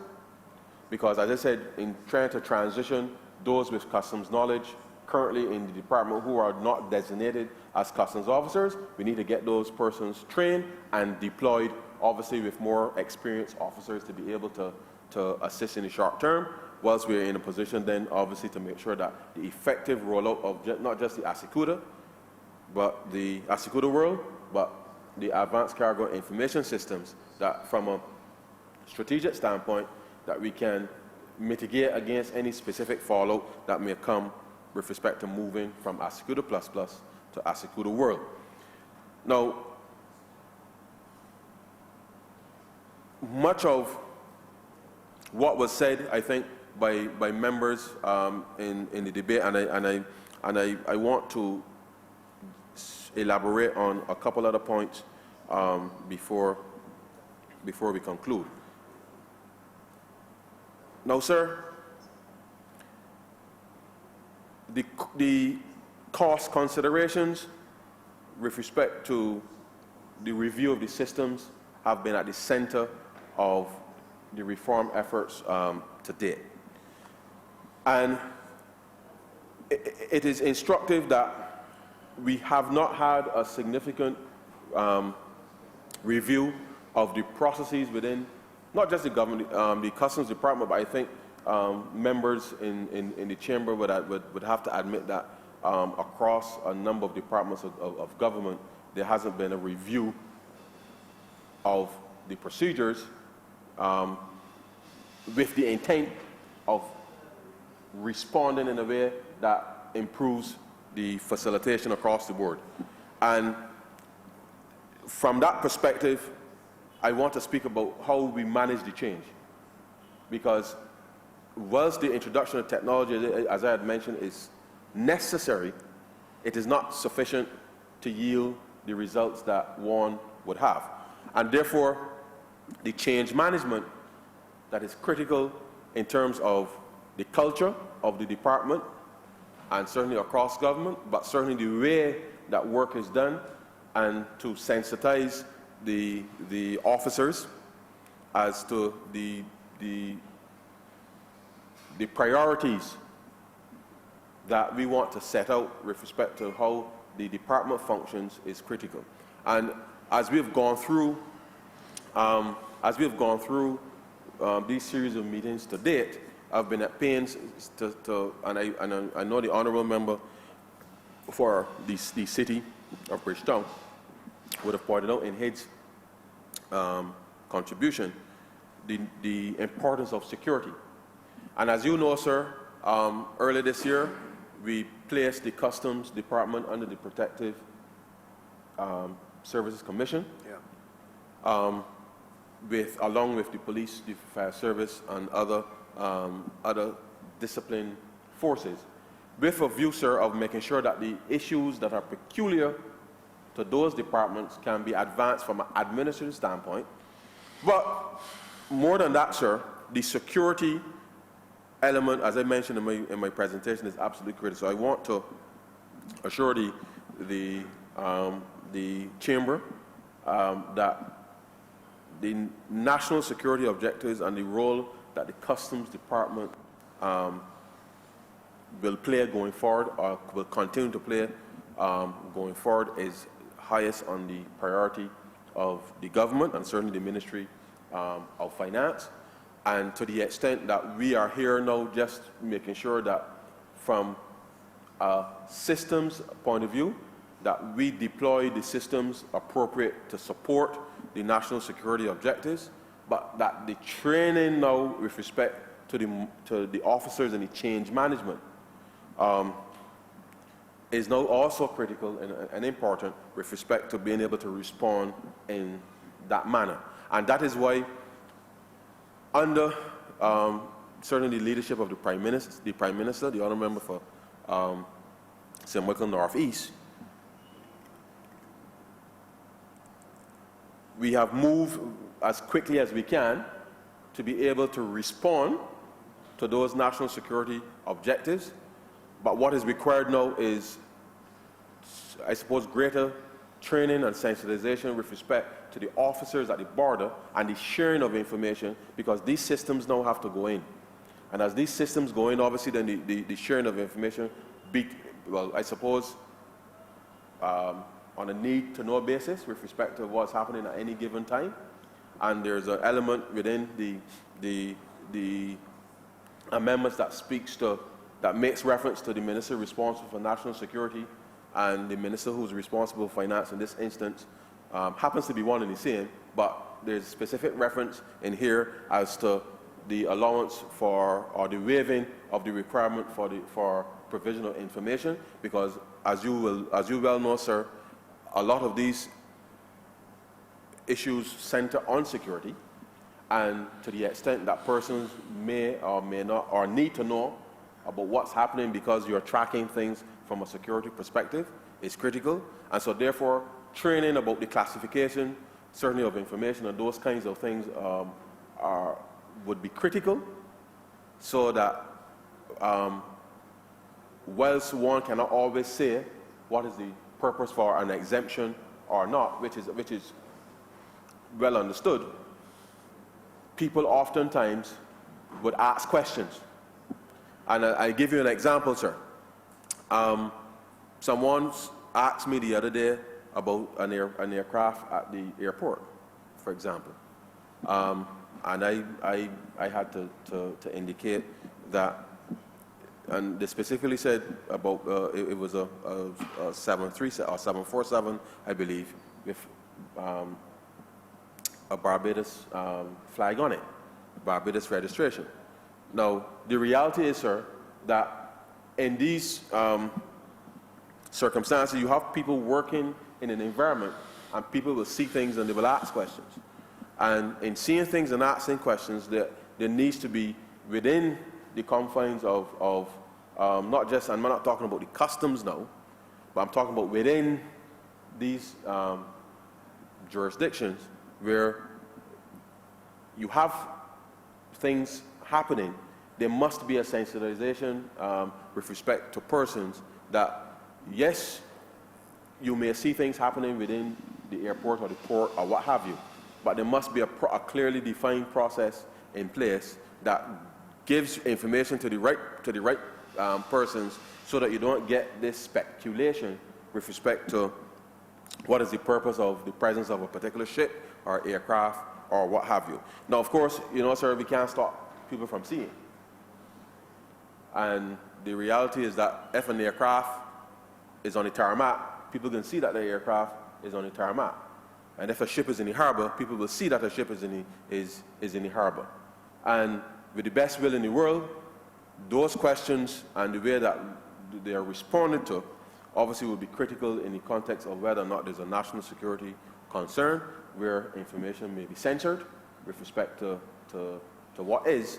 But as I said, the way that that is managed and communicated is absolutely critical as part of this, as we implement these strategies. Because as the Honourable Member for the city, would have indicated, as part of our regional counterterrorism strategy, the sharing of information between agencies, not just in Barbados, but certainly regionally, is critical.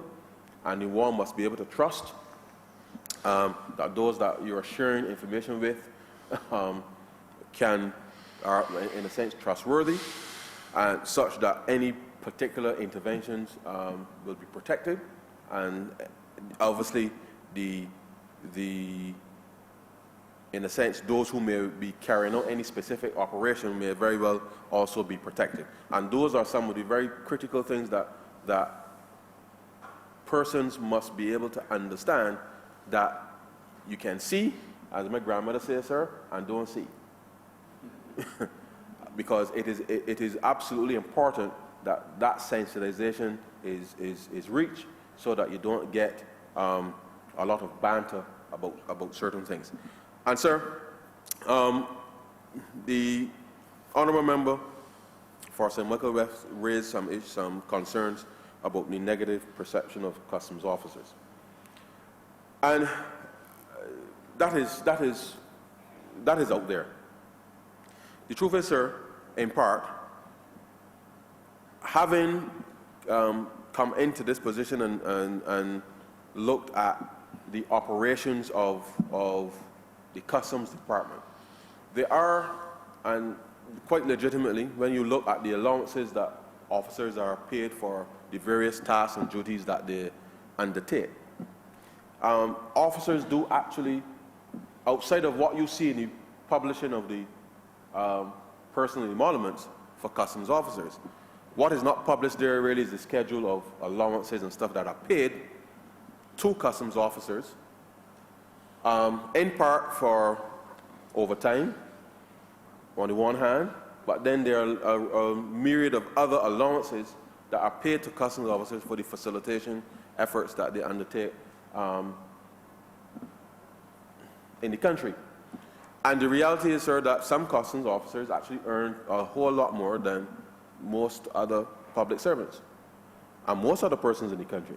And it is not out of any nefarious, specifically any nefarious activity.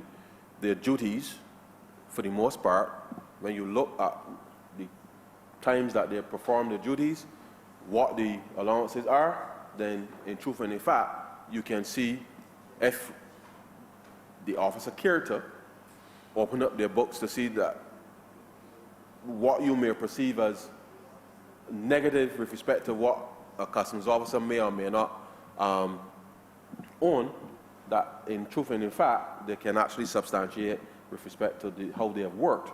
And the reality is, sir, that one of the areas where in a sense, the allowances are quite substantial is that of the area of the petroleum officer.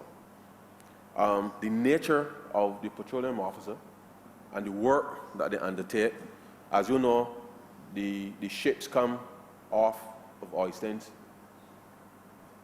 and the oil is pumped off through the terminal. And the reality is, sir, is that the times that that takes place is often at a time that is not during normal working hours. And therefore, that is facilitated as a specific activity. And then all the other works with respect to the terminal and stuff like that is an area that particular officer who happens to be working in that space may very well, in terms of the take-home pay, is actually quite substantial. No, but this is very legitimate because it's part of their duties with respect to that. And that's just one area. And customs officers perform a myriad of other functions outside of when you or I may go to the port and see them there at the port inspecting the items. They're all over the place doing a whole host of things to make sure that, and again, that the border security concerns are met, and that the trade facilitation and business facilitation is done. Now, having said that, one of the obviously long-standing issues with respect to perception has always been, I see it as more of a matter of provision of information. People have always asked how it is that customs will come up with a valuation, because my determination of value and customs determination of value is very different. And the reality is that the customs officer's job is to make sure, once it gets to that particular stage, once there are no issues with respect to security, the job of the customs officer is to make sure that the value that you have declared is actually the right value. And with the best will in the world, sir, there are some of us who are very creative and will try to present to the officer information that is not fully accurate. And let me give you an example, sir. Let's say, for example, sir, that I may be purchasing some items from you, from yourself, from overseas. But you, sir, give me a payment arrangement that says that I can give you 25% of what the cost is up front, and I can pay you over the next 6 months. So what I may presume to do now, sir, is to present the down payment, the 25% down payment that I've given to you, to the customs officer at the border to represent the cost with respect to what the item is.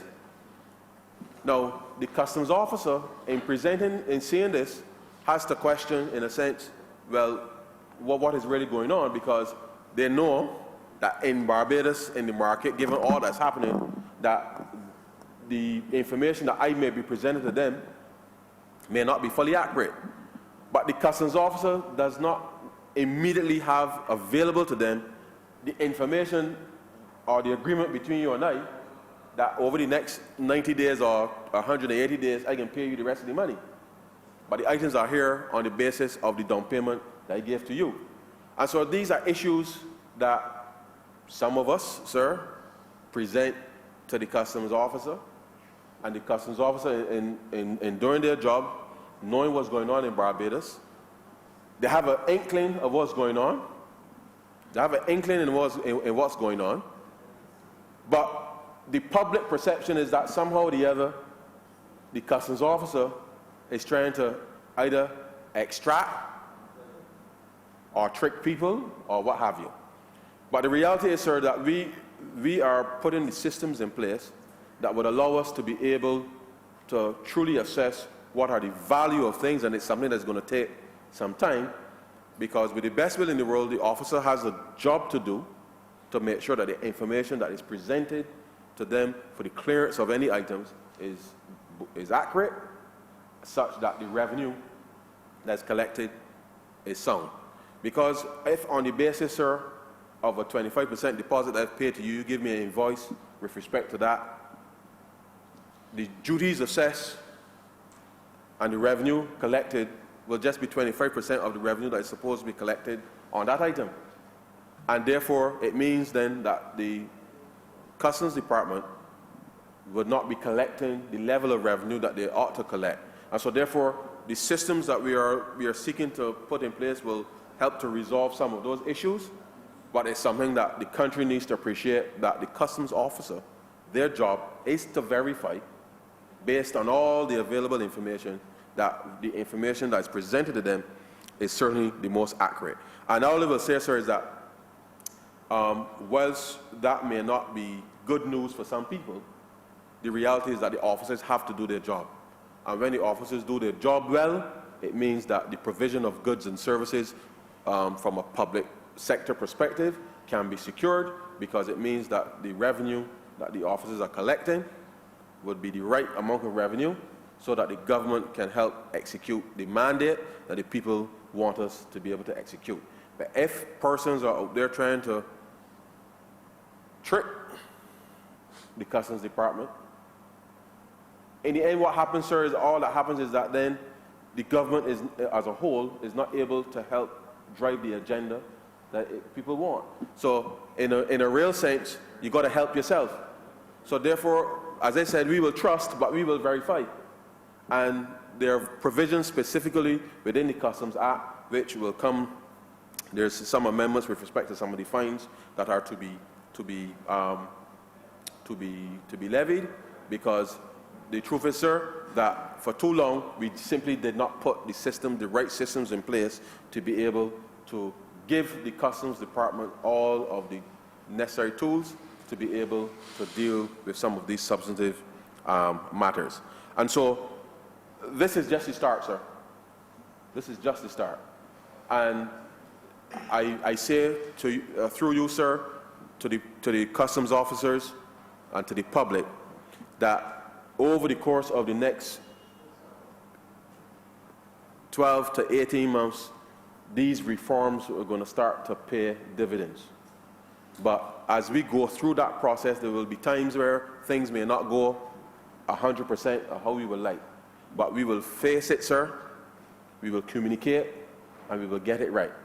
And our commitment, sir, as a government has always been to take the responsibility that has been handed to us and to move this country, and certainly this government, the public finances, and the various departments, sir, in a completely different direction.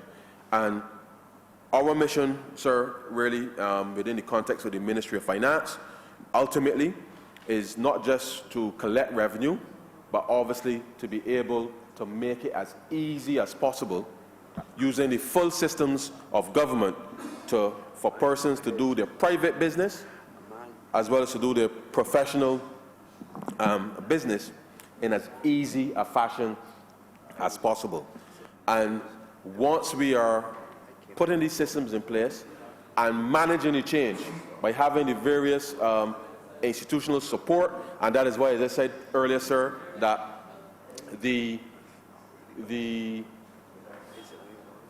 support of the management to come, the long-term customs export, will go a long way with respect to being able to drive some of the reforms forward.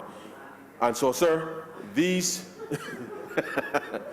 these amendments before the House are critical,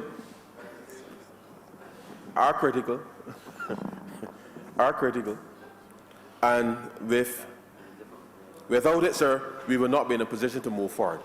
And on that score, I want to also impress upon not just the Customs Department, but the various agencies, that as we drive through these reforms, that there will be a need for collaboration and cooperation, because the Customs Department is going to be very, very, very, very, very busy, in a sense, over the next few months, and therefore we will try as much as possible to coordinate the various linkages to make sure that we can work once and work smart. And with those few words, sir, I am obliged to you.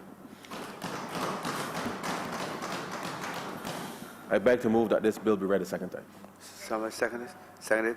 The question is that this bill be read a second time. All members in favor say aye. Those against say no. I think the ayes have it.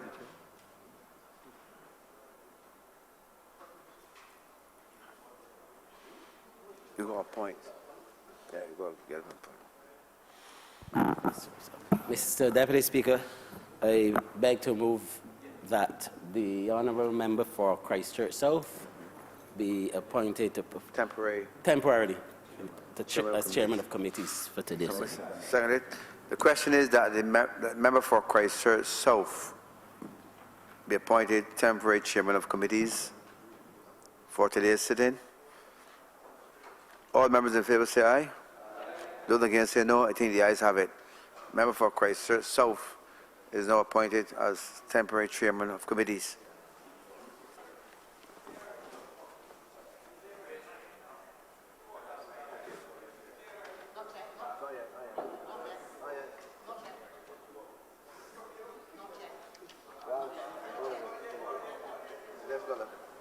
You got to ask that you leave the chair. Mr. Deputy Speaker, I beg to move that you do not leave the chair and the House resolve itself in committee for further consideration of this bill. Yeah, question is that I do not leave the chair and this House resolve itself in committee for further consideration of this bill. All members in favor say aye. Those against say no. I think the ayes have it. Michael, this is number 3, right? This is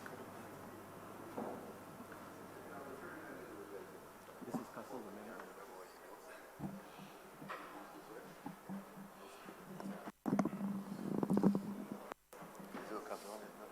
He will come. He will go. So I ain't gonna say nothing yet. Okay, good. When he comes, you host the chairman.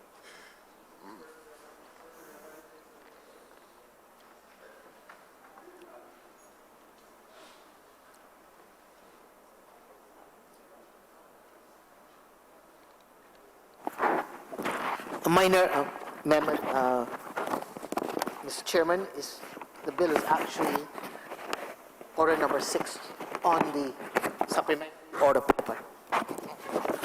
Very well.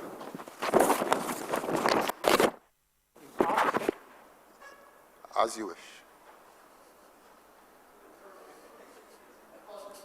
To 5, Chair, I beg to move that clauses 1 to 5 stand part. The question is that order Clauses 1 to 5. clauses 5 to what? 1 to 5. 1 to 5. Stand part. All those in favor say aye. Aye. All those against? Methinks the ayes have it. clauses 6 to 10. Chair, I beg to move that clauses 6 to 10 stand part. Question is that clauses 6 to 10 stand part. All those in favor say aye. All those against? Methinks the ayes have it.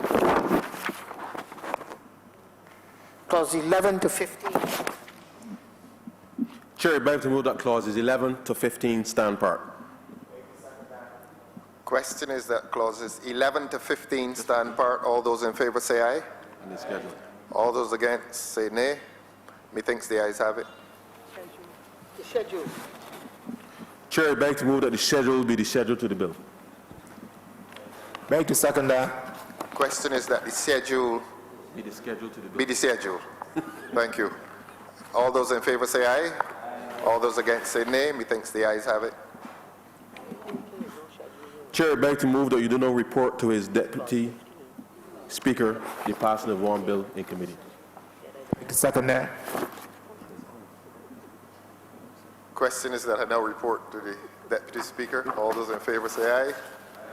All those against? Methinks the ayes have it. Thank you very much.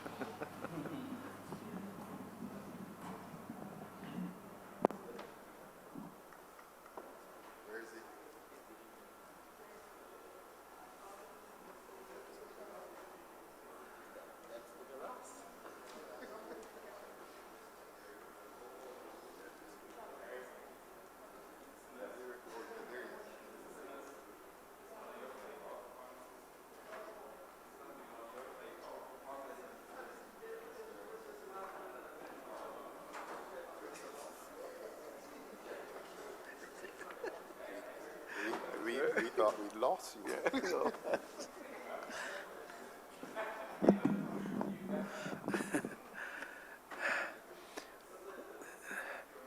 The chairman of committees have reported to me the passing of one bill in committee. Just that.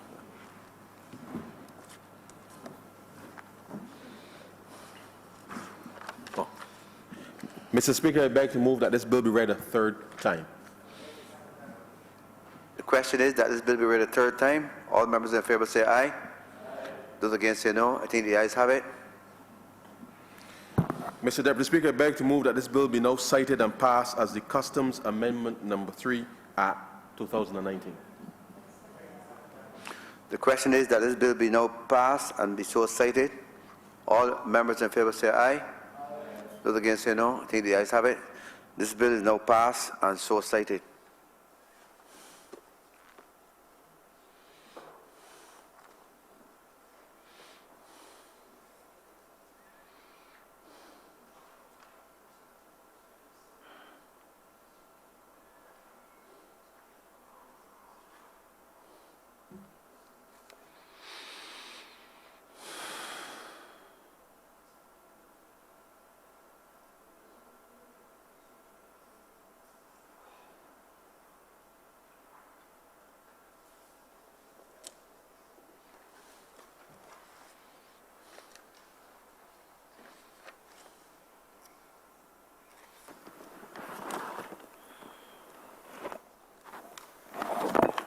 Order number 4, sir.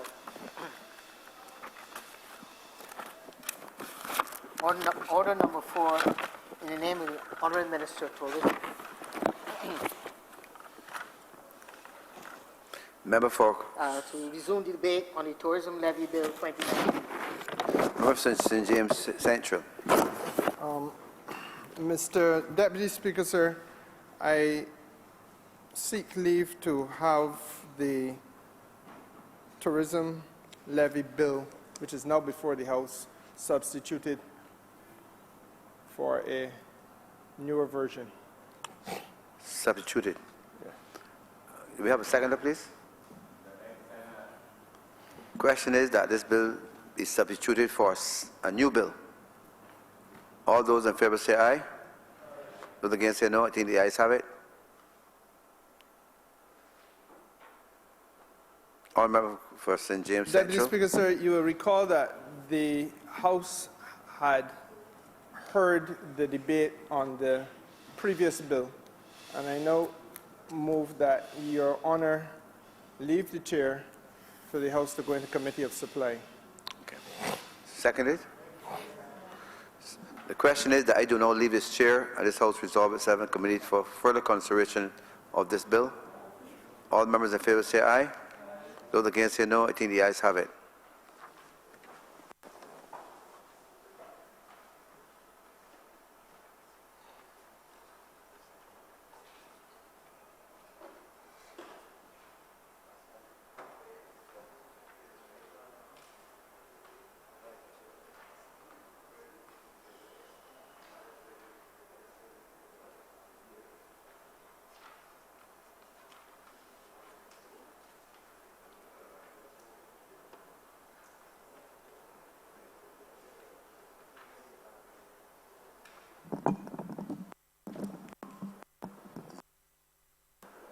This House is now in committee.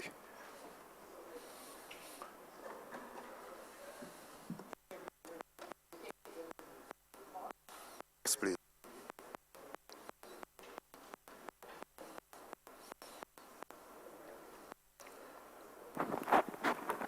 Clauses 1 to 5. Mr. Chairman, I beg to move that clauses 1 to 5 stand part. Question is that clauses 1 to 5 stand part. All those in favor say aye. All those against? Methinks the ayes have it. Clauses 6 to 10. Mr. Chair, I beg to move that clauses 6 to 10 stand part. Beg to second that. Question is that clauses 6 to 10 stand part. All those in favor say aye. Aye. All those against say nay. Methinks the ayes have it. Clauses 11 to 15. Mr. Chair, I beg to move that clauses 11 to 15 stand part. Beg to second that. Question is that clauses 11 to 15 stand part. All those in favor say aye. Aye. All those against say nay. Methinks the ayes have it. Clauses 16 to 20. Mr. Chair, I beg to move that clauses 16 to 20 stand part. Question is that clauses 16 to 20 stand part. All those in favor say aye. Beg to second that. I beg your pardon. Do it again, please. You're seconding? Beg to second that, sir. Thank you. Question is that clauses 16 to 20, is it? Stand part. All those in favor say aye. All those against say nay. Methinks the ayes have it. Clauses 21 to 27. Mr. Chairman, I beg to move that clauses 21 through 27 stand part. Beg to second that. Question is that clauses 21 to 27 stand part. All those in favor say aye. All those against say nay. Methinks the ayes have it. The first schedule. Mr. Chairman, I beg to move that the first schedule be the first schedule to the bill. Beg to second that. Question is that the first schedule be the schedule to the bill. All those in favor say aye. Aye. All those against say nay. Methinks the ayes have it. The second schedule. Mr. Chairman, I beg to move that the second schedule be the second schedule to the bill. Beg to second that. Question is that the second schedule be the second schedule to the bill. All those in favor say aye. All those against say nay. Methinks the ayes have it. Third schedule. Mr. Chairman, on the third schedule, I propose an amendment so that the amount of the product development levy effective 1st of April 2019 will be at 2.5% of the cost of the direct tourism service, as opposed to 3.75% as it now states in the bill. Question is that an amendment be made to the third schedule as articulated by the Honourable Member. All those in favor say aye. All those against say nay. Methinks the ayes have it. Fourth schedule. Mr. Chairman, I beg to move that the fourth schedule be the fourth schedule to the bill. Beg to second that. Question is that the fourth schedule be the fourth schedule to the bill. All those in favor say aye. Aye. All those against say nay. Methinks the ayes have it. Fifth schedule. Mr. Chairman, I beg to move that the fifth schedule be the fifth schedule to the bill. Beg to second that. Question is that the fifth schedule be the fifth schedule to the bill. All those in favor say aye. Aye. All those against say nay. Methinks the ayes have it. Sixth schedule.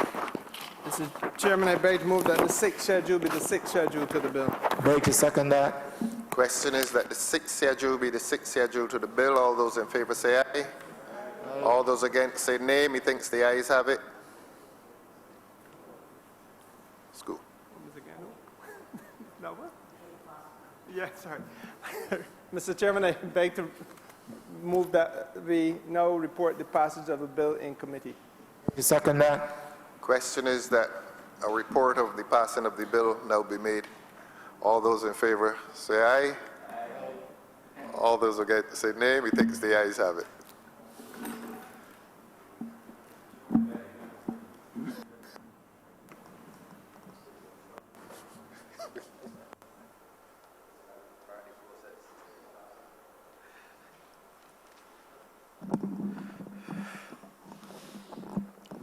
Chairman of committees have reported the passing of one bill in committee. Member for St. James Central. Mr. Speaker, Mr. Deputy Speaker, I beg to move that this bill now be read a third time. Question is that this bill be read a third time. All members in favor say aye. Those against say no. I think the ayes have it. Cited. I beg to move, Mrs. Deputy Speaker, this bill be passed and cited as the Tourism Levy Act 2019. Question is that this bill be now passed and so cited. All members in favor say aye. Those against say no. I think the ayes have it. This bill is now passed and so cited.